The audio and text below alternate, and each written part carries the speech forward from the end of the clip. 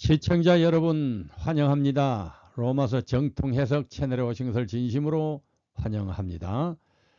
지난 제25회에서는 로마서 10장에 있어서 믿음에도 유사 믿음이 있고 또 의에도 가짜 의가 있다.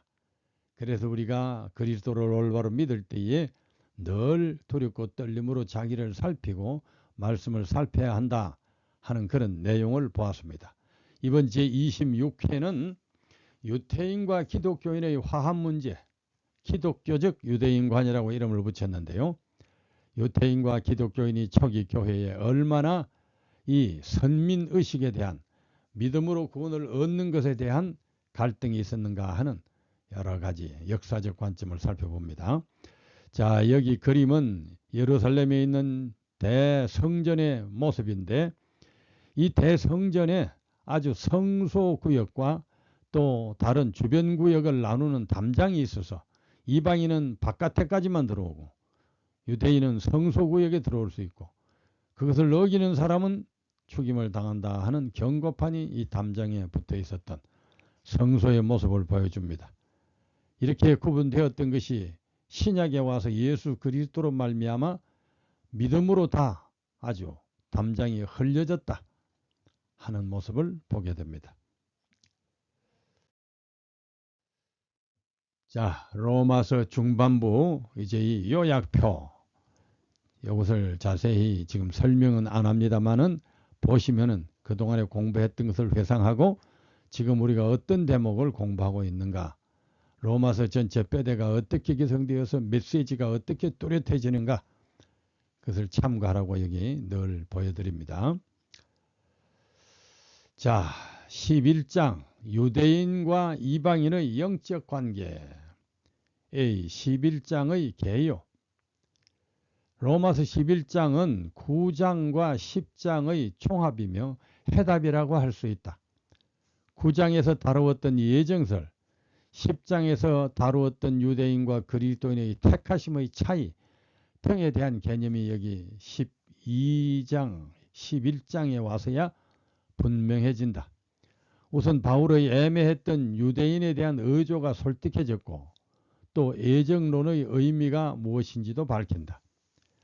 하나님께서 아브라함에게 내 씨로 말미암아 천하 만민이 복을 받으리니 이는 내가 나의 말을 준행하였음이니라 고 하신 연고로 그의 자손 이스라엘 민족이 선민으로 발탁되었는데 이 특권이 의도한 복의 기관으로보다도 민족적, 이스라엘의 민족적 우월의식으로 오용되므로 구원의 도는 도리어 그들의 교조주의와 국수주의 안에 갇히게 되었다. 이와 같은 상황에서 예수께서 오셔서 원래의 의도대로 구원의 기회를 전 인류에게로 확산시켜 가셨는데 이 과업을 수행하는 데 상당한 진통이 따랐다. 아브라함으로 말미암아 선택된 이스라엘 백성과 그리스도로 말미암아 선택된 기독교인과의 조화 문제가 당시 복음을 세계화해 가는데 상당히 큰 난제였는데 양편을 모두 약속을 믿는 믿음으로 말미암아 구원하는 것이 하나님의 예정이었다는 것을 여기 11장에 와서야 제대로 밝힌다. 이래서 11장은 신구약의 간격을 연결하는 신학적 다리라고도 할 수 있다. 그 내용을 요약하면 이렇다. 1절에서 11절은 이스라엘이 모두 행위의 의를 쫓아간 것은 아니다. 그 속에 제대로 제대로 된 남은 자도 있다. 11절에서 21절은 이스라엘의 실족이 이방인의 부요함이 되었지만 아직도 이스라엘이 더 유리하다. 22절에서 36절은 그러니 이방인으로서 믿음에 들어온 자들은 이스라엘을 무시하지 말고 오직 자기가 받은 은혜에 더욱 충실하라. 오직 주의 지혜가 오묘할 뿐이다. 자, 이렇게 되어 있습니다. 11장의 구도는 세 번의 그러므로로 되어 있다. 1절, 11절, 21절에 1절은 앞장에서 이스라엘로 시기나게 해서 하나님께 돌아오게 하기 위하여 이방인에게 은혜를 베풀었다고 했는데 이방인에게 은혜를 베풀었다고 해서 그러므로 이스라엘을 버린 것이냐 하는 반문의 접속사이다. 대답은 그렇지 않다이다. 이방인이 은혜를 얻었다고 해서 이스라엘을 배척하지 말라는 암시가 깔려 있는데 이스라엘에게도 사실은 혈통이 아니라 약속을 따라 축복이 상속되었고 이방인에게도 역시 그 약속을 따라 은혜가 주어진 만큼 교회 안에서 선택의 우열을 민족의 우열을 논한다는 자체가 무의미하다는 말이다. 그리고 11절에서 그러므로가 또 나오는데 이건 역시 이스라엘에 완악한 자들이 있다고 해서 그러므로 내가 말하노니 그들이 넘어지기까지 실족하였느냐라는 반문의 접속사이다. 답은 아니다이다. 그들이 실족하여 넘어졌을지라도 이방인보다 유리한 것은 떡덩이도 처음 익은 곡식의 가루로 만든 것이 거룩하고 나무도 가지보다 거루터기가 더욱 거룩한 것과 같은 원리라는 것이다. 그리고 22절에서 다시 그러므로가 나오는데 이 말은 앞의 내용의 반문이 아니라 귀결로서 이 모든 하나님의 오묘한 진리를 알았으니 너희가 하나님의 인자심에 머물러 있으면 그 인자가 너희에게 있으리라. 그러므로 하나님의 인자심과 준엄하심을 보라는 뜻으로 사용되고 있다. 로마서 전반에 걸쳐서 이스라엘을 선민으로 조심스럽게 변호하다가 11장에 와서야 겨우 이방인 그리스도인과 이스라엘과의 조화 문제를 직접적으로 언급하고 있는데 문체가 그래요. 쭉 흘러오면서 바울이 유대인 신앙을 일으켜도 조심스럽게 언급하는 것은 선민의식에 갇혀있던 구원의 진리를 세계화시키는데 그만큼 힘이 들고 민감했다는 것을 나타낸다. B. 남은 자와 남은 자. 이제 11장 1절에서 5절 본문을 보자. 1. 그러므로 즉 앞의 여러 설명으로 하나님이 자기 백성을 버리셨다고 말할 수 있느냐? 그럴 수 없느니라. 이 글을 쓰는 바울 자신도 이스라엘인이요 아브라함의 씨에서 난 자요 베냐민 지파라. 하나님이 그 미리 아신 자기 백성을 버리지 아니하셨나니 너희가 성경이 엘리야를 가리켜 말한 것을 알지 못하느냐? 그가 이스라엘을 하나님께 고발하되 주여 그들이 주의 선지자들을 죽였으며 주의 제단을 헐어버렸고 나만 남았는데 내 목숨도 찾나이다 하니 4절에 그에게 하신 대답이 무엇이냐? 내가 나를 위하여 바알에게 무릎을 꿇지 아니한 사람 7,000명을 남겨두었다 하셨으니 그런즉 이와 같이 지금도 은혜로 택하심을 따라 남은 자가 있느니라. 바울은 그 앞에서 남은 자, 렘넌트라고 하는데 용어를 사용했었는데 여기서 더욱 그 용어를 부각시키고 있다. 성경에서 남은 자라는 말은 특별한 의미를 갖는데 창세로부터 계속적으로 하나님의 뜻을 충실히 따르는 사람들이 이어져 왔다, 남아 있었다 하는 의미이다. 이것이 아합의 타락시대에 엘리야 혼자 남았다고 절규하는 갈멜산 모습에서 절정을 이룬다. 열왕기상 19장에 나옵니다. 엘리야는 하나님을 제대로 믿는 사람이 자기 혼자만 남았다는 두려움에서 절규하는데 당시 하나님께서는 당신을 위한 씨를 7천이나 남겨두셨다고 대답하신다. 이런 때 남은 자는 남겨둔 씨 혹은 이겨내고 살아남은 자를 말한다.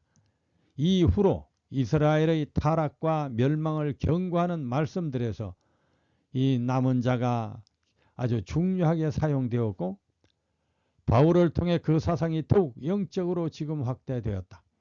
그리고 마지막 때에 계시록 12장 17절에 보면 용이 여자에게 분노하여 돌아가서 그 여자의 남은 자손 곧 하나님의 계명을 지키며 예수의 증거를 가진 자들과 더불어 싸우려고 바다 모래 위에 섰더라고까지 발전한다. 이 말은 지금 우리 시대, 이 말세 남은 시대에 남은 자가 과연 누구인가를 밝히는 아주 중요한 말씀이요 예언입니다.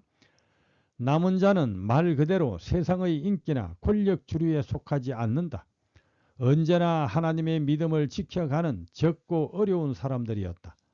남은 자라는 말이 하나님 자녀의 특징이 어떤 것인지를 나타내는 또 하나의 요소가 되는데, 여기서도 어떤 교파나 족속에 속한 유형적 교인이기보다는 개인적 믿음 속에서 하나님의 뜻을 충실히 지켜가는 무형적 교인을 나타낸다. 그리고 당연히 이스라엘 중에도 그렇게 남은 자가 있다는 말씀이다. 6절에서 10절의 본문을 이제 봅니다. 그리고 이렇게 남은 씨를 가지고 계심은 인간의 축복을 위한 하나님의 은혜의 섭리인데, 6절에 만일 은혜로 된 것이면 행위로 말미암지 않음이니 그렇지 않으면 은혜가 은혜되지 못하리라. 이 말씀은 은혜는 값 없는 선물이고 행위는 그 자체가 값을 지불하는 것이기 때문에 은혜와 행위는 여기서 상반되는 개념이다. 그래서 은혜로 된 것이면 행위로 된 것이 아닌 것이고 행위로 된 것이면 은혜가 된 것이 아닌 것이다. 인간의 구원 문제는 근본 행위로 될 수 없는 과업이다. 사람의 노력이 아니니 하나님의 예정, 즉 은혜, 믿음으로 말미암는 방법으로 된다고 할 수 있다. 그런 적 어떠하냐? 7절에 행함으로 의를 얻겠다고 노력했던 이스라엘이 구하는 그것을 얻지 못하고 오직 택하심을 입은 자가 얻었다. 이렇게 인간의 공력으로가 아니고 하나님의 택하시는 의지, 예정, 믿음으로 되는데, 그 택하시는 기준이 바로 믿으면 구원을 하시겠다는 것이다. 그래서 이 기준에 들지 못한 7절의 그 남은 자들은 우준하여졌느니라. 자, 7절의 남은 자. 7절에도 남은 자라는 말이 나오는데 이것은 남은 자를 띄웠었습니다. The rest라는 말인데 5절에서의 남은 자는 the remnant와는 다르다. 7절의 택하고 남은 자, 남은 즉 알곡을 거두어 들이고 남은 쭉정이를 크는 말이고, 5절의 남은 자는 쭉정이를 날려보내고 남은 알곡을 말한다. 고로 남은 자는 구원을 얻지만은 남은 자는 멸망을 당한다. 렘넌트는 구원을 얻고 the rest는 멸망을 당한다. 이렇게 영어로 구분이 됩니다. 알곡을 거두고 남은 이 죽정이의 모습도 예언이 되어 있는데 8절에 기록된 바 하나님이 오늘까지 그들에게 혼미한 심령과 보지 못할 눈과 듣지 못할 귀를 주셨다 함과 같으니라. 9절 또 다윗이 이르되 그들의 밥상이 올무와 듣과 거치는 것과 보응이 되게 하시옵고 그들의 눈을 흐려 보지 못하고 그들의 등은 항상 굳게 하옵소서 하였느니라는 말씀이다.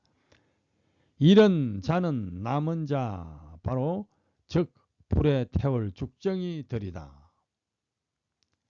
자, 문장을 보시고 구분하시고 성경에 이렇게 언급이 되어 있으므로 설명을 하느라고 조금 복잡해집니다. C. 참감람나무에 돌감람나무 접붙이기. 바로 이것도 로마서의 유명한 말인데 로마서 11장 11절부터 나옵니다. 자, 이러할지라도 유대인이 넘어져 깨어지기까지 실족하지 않았다고 한다. 지금 유대인의 실족한 문제를 다루는데 11절 그러므로 내가 말하노니 그들이 넘어지기까지 실족하였느냐? 그럴 수 없느니라. 다만 그들의 실족이 이방인이 구원 얻도록 복음을 이방에 퍼뜨리는 효과를 주었고 또 이방이 구원을 얻음으로 이스라엘을 시기나게 하여 다시 이스라엘을 좀 더 돌아오도록 좀 더 구원하려는 하나님의 애타는 의도가 있을 뿐이다. 11절 그들이 넘어짐으로 구원이 이방에게 이르러 이스라엘로 시기나게 함이라는 말은 구원이 이스라엘에게만 있다가 그들이 넘어짐으로 이방인에게 옮겨왔다는 말이 아니다. 단순히 그렇게 이해하면 앞에서 다룬 이스라엘과 그리스도인 사이의 그 많은 조화의 노력이 헛일이 되고 바로 앞의 문맥과도 어긋나게 된다. 그 의미는 믿음을 합하지 않음으로 실족이라고 부르는 고통이나 분열을 겪은 이스라엘이, 타락한 이스라엘이 도리어 그들의 실족을 통하여 그들이 나눠주기를 싫어했던 은혜를 이방인에게 더 효과적으로 나누어 주게 되었고, 그래서 이스라엘을 선택했던 그 목적, 즉 세계 모든 사람을 구원, 이방인을 구원하는 이 방법, 목적이 역설적인 방법으로 이루어지게 되었다는 말이다. 그리고 이스라엘도 실족했을지라도 완전히 버려진 것은 아니라는 말이다. 12절에 그들의 넘어짐이 세상의 풍성함이 되며 그들의 실패가 이방인의 풍성함이 되었거든 하물며 그들의 충만함이리요. 그리고 여기 와서 발신자는 유대인인 바울이고 수신자는 로마에 있는 이방인 그리스도인이라는 사실을 분명히 밝힌다. 그리고 그리스도를 회방하는 이스라엘과 도리어 믿고 순종하는 이방인 교인을 한 하나님이 선택하셨다는 원리, 구약의 말씀들을 이해시키기 위해 바울이 그렇게 조심스럽고 깊이 있게 믿음의 의와 의지와 애정과 구원 문제를 다루어 왔다고 고백하는 것이다. 자기가 이방인의 사도인 것을 영광스럽게 여긴다는 말로 이방인 교인들의 자존심을 세워준 다음 회방하는 유대인도 좀 더 구원을 얻게 하기 위하여 앞의 조심스러운 설명을 했다고 고백하는 것이다. 13절에 내가 이방인인 너희에게 말하노라. 내가 이방인의 사도인 만큼 내 직분을 영광스럽게 여기노니 이는 혹 내 골육을 아무쪼록 시기나게 하여 그들 중에서 얼마를 구원하려 함이라고. 그래서 당시의 그리스도인 입장에서는 원수 같은 유대인일지라도 가장 퍼져가는 기독교인을 박해하고 방해한 사람들이 유대인이었으니까 인간적으로 볼 때 유대인이 원수 같을지라도 영적으로는 관용하라는 호소가 여기 들어있다. 그러나 바울이 수신자를 우리라고 표현했다고 한 데가 있다고 해서 로마서의 수신자가 바울과 같은 유대인이라고 하는 학자들도 있고, 또 이 로마서의 수신자를 너희 이방인이라고 했다고 해서 이방인 교인이라고 하는 학자들도 있다.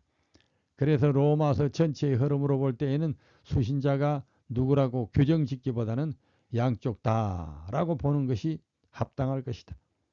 자, 로마 교회의 사정을 생각해 볼 때에 초기 예루살렘 금방에서 그리스도인이 된 유대인들이 와 있을 수도 있고, 또 제자들이 이방으로 흩어져 전도한 이방인 교인들도 로마시에 들어와 있었을 것이다. 그러면서도 당시의 분위기로 봐서 이 두 부류 사이에 신앙 인식에 상당한 차이가 있었다. 로마서의 여러 문맥에서 바로 이 차이를 해소하기 위해서 노력하는 모습이 보이는데, 그래서 이방인 그리스도인에게는 유대인 형제의 기득권을 이해해주고 유대인 그리스도인들에게는 이방인 형제들이 받은 은혜를 이해해 주라는 이 양면성이 바로 로마서의 또 하나의 기록 목적이기도 했다. 이어서 이 양면적 은혜, 교훈을 접붙이는 원리를 이용하여 계속 설명하는데, 단락을 조절하기 위해 이번 회는 여기서 끝내고 이 접붙이는 것으로 그 기별은 다음 제27회에서 하겠습니다. 여기까지 합니다. 감사합니다.